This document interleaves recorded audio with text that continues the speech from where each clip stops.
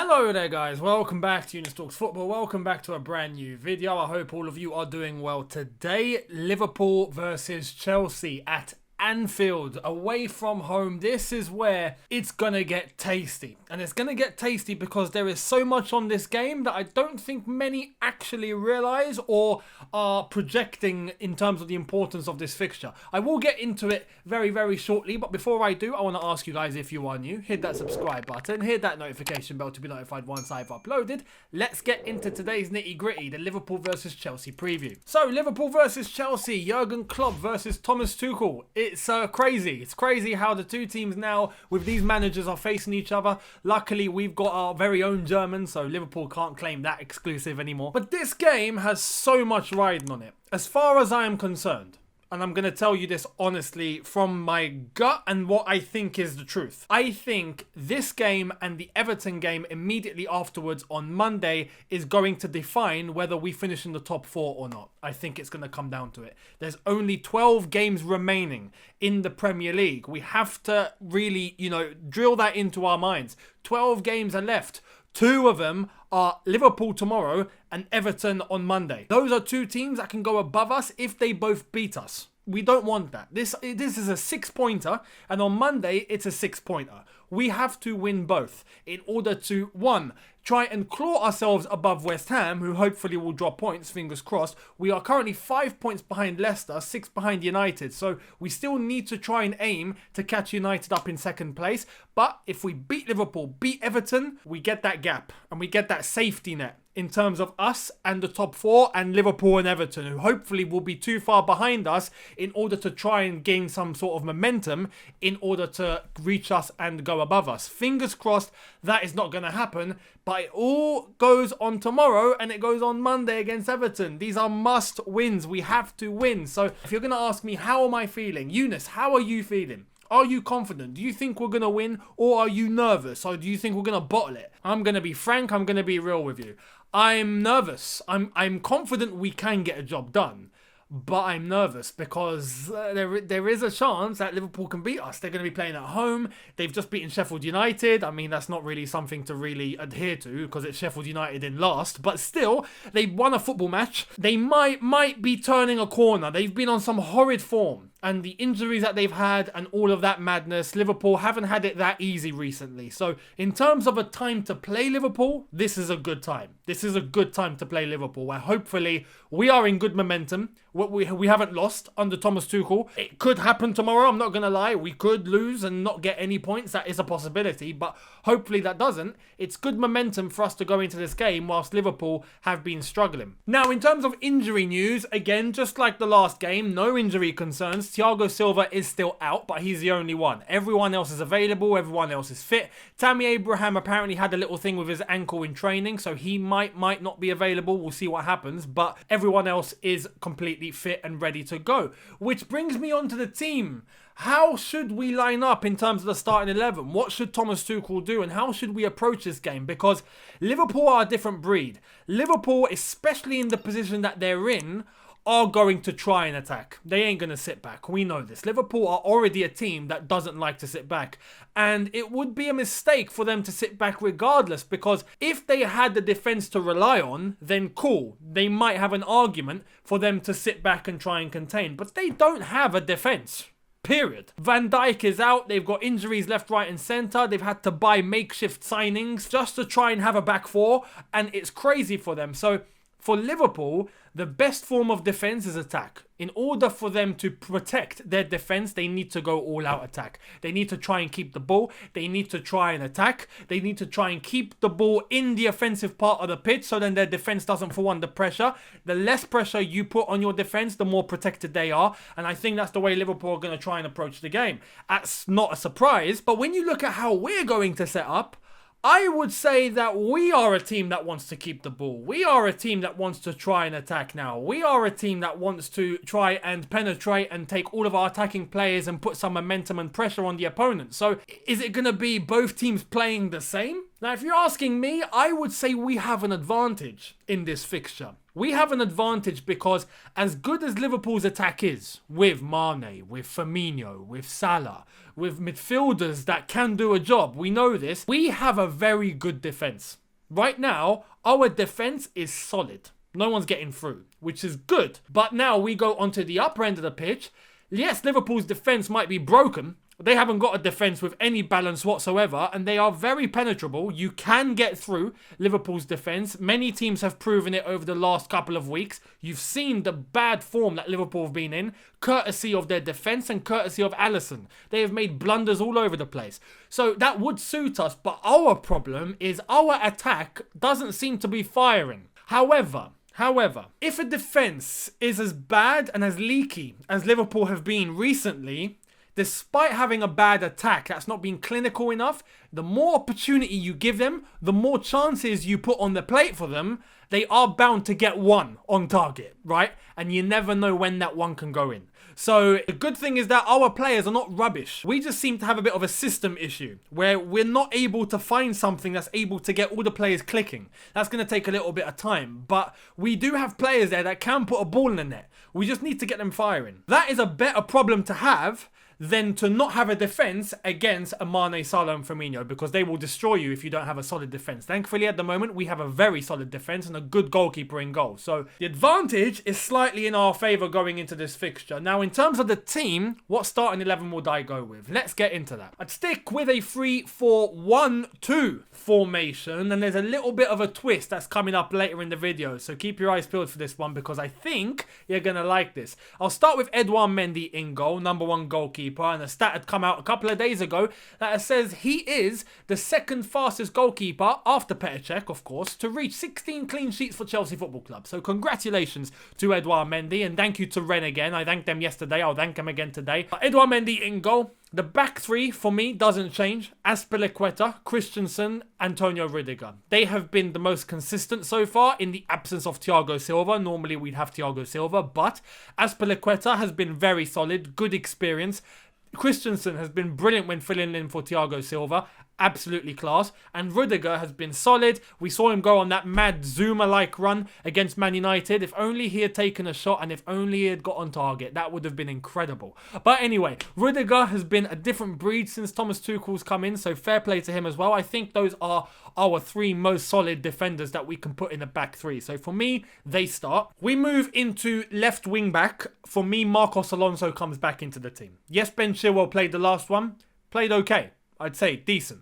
You know, didn't set a foot wrong in terms of defending or anything like that. Attacking-wise, I think the whole team had a problem. So I'm not going to put that on Chilwell. But Alonso does give us something going forward. He gives us something and gives us another element. He is someone that can get into the box in very sneaky moments and is able to take a shot and test the goalkeeper, which is something we haven't been doing. And I think against Liverpool's defence, we should have an Alonso that's able to penetrate in and try and create some chances for himself or get on the end of a couple of chances. So for me, Alonso starts just for the sake of trying to get some goals tomorrow. That would be great. Now, right wing back, I would go with Callum Hudson-Odoi. I think he's been very consistent in that position. Yes, we've had the whole scenario of him being taken off and whatnot, but look, for me right now, as he's proven, especially against Atletico and onwards, he's been very consistent as a right wing back. Very good pace going forward, is able to take on a man, can play very direct, and I think he has the potential to put Liverpool's left-hand side under quite a lot of pressure tomorrow. It's going to be very interesting to see how he fares. Now, some are going to raise some concern in terms of Alonso having to deal with an Alexander-Arnold or whatnot, but I do think that Alexander-Arnold is going to have his time occupied by probably a couple of forward men. So we'll see what happens there. Hudson-Odoi for me, though, right wing back, has to start. We go into the pivot. This is interesting, and I had a problem here because I spoke on Matisse's stream earlier on, and if you haven't checked it out, go and check it out. But we had a conversation in regards to our midfield and just how imbalanced our midfield are. And no matter who you choose in a pivot, it's still just not enough. Yes, Jorginho, Kovacic have provided good balance. Are they a midfield pairing that are going to win you the title? Probably not. You put Kante in there, regardless if it's Jorginho next to him, Kovacic next to him. Is there enough balance there? No. Kante can get exposed in terms of going forward. In terms of defending, he's very good at that, but there's no one else to support him. It's all very clustered at the moment. We haven't got complete midfielders that can do everything. We haven't got it. So coming up with a 2 in a pivot against Liverpool that are going to attack, very, very challenging. But I found the 2 that I think are going to be the best to start with at least. For me, N'Golo Kante starts. And I only say N'Golo Kante starts because if I suspect that Liverpool are going to try and keep hold of the ball, they are going to attack, they're not going to sit deep, then we are going to need someone that can seek and destroy and win back possession of Liverpool in those areas of the pitch where they look dangerous. Kante does that better than Jorginho, hands down. On the flip side, when we have the ball, in terms of creating the balance and passing quickly, having enough pace in our passing game in order to get the ball forward as quickly as possible, you would probably opt for Jorginho. And this is where it gets a little bit tasty. But for me, I think it would be best for us to have Kante, and we'll see how it goes. Kante alongside Kovacic. Kovacic can be the midfielder to drive, can be the one to take the ball, can be the one to take the ball into those positions up top, further up the pitch, and hopefully start to create attacks for us. So for me, Kante, Kovacic, for this one, is probably best.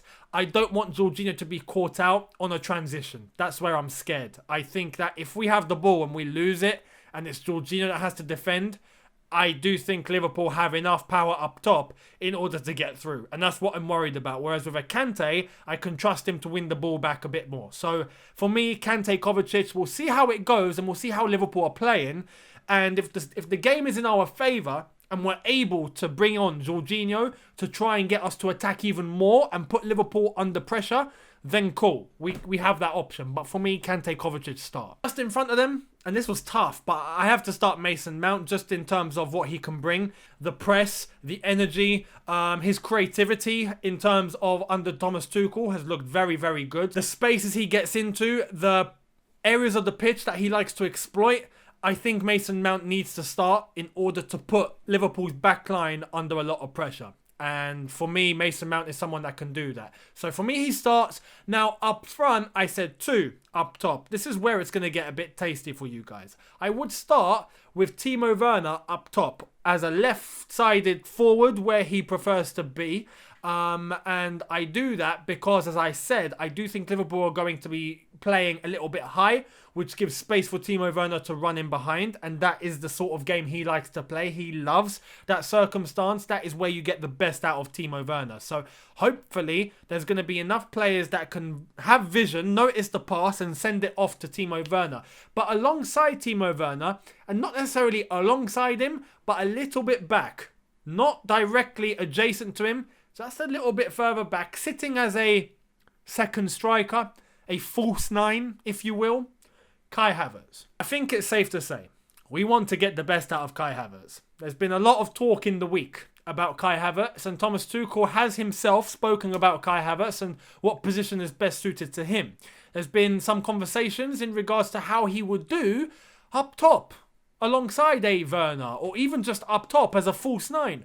And at Bayer Leverkusen, that was a prominent role for him, and he done very well. And we've seen many compilations pop up all over the place in the last few days of Kai Havertz playing in that role, and my God, he looks dangerous there. He looks dangerous there and he looks comfortable. And I think in terms of our problem that we have at Chelsea Football Club, the one issue is being able to have players that are creating chances in the moment when we need players to create and get chances off on goal, take shots, work the keeper and start putting the ball in the net. That is the one issue we have at the moment. We don't have enough attacking players that are causing threats.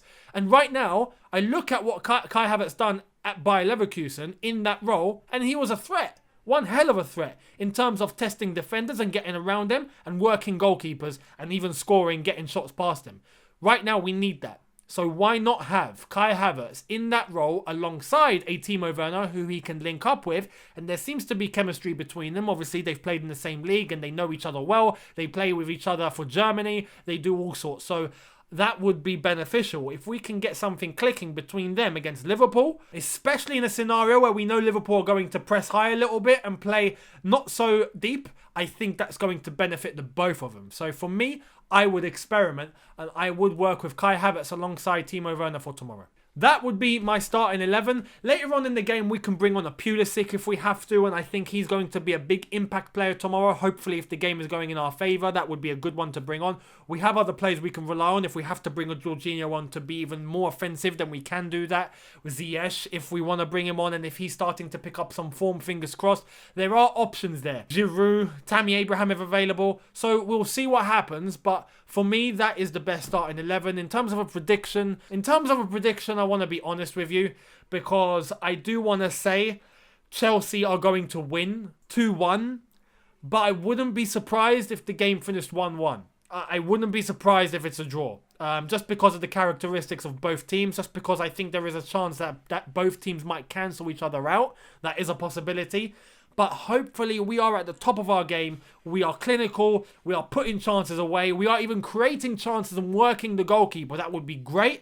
Hopefully we nick a 2-1 win. So let me know what you think in the comment section below. What predictions would you make in terms of a score? What starting 11 would you put up tomorrow against Liverpool? Let me know. I would love to hear it. Hit the subscribe button if you are new. Hit that notification bell to be notified once I've uploaded. Be sure to catch me on the watch along tomorrow. Yes, kickoff time 8:15 UK time, obviously PM, not AM. That would be ridiculous. But anyway, I will see all of you then for the watch along. Immediately after the watch along, I will give you guys my match review as always. So I'll see all of you then. Have a good one. Look after yourselves. See you tomorrow. Take care and peace.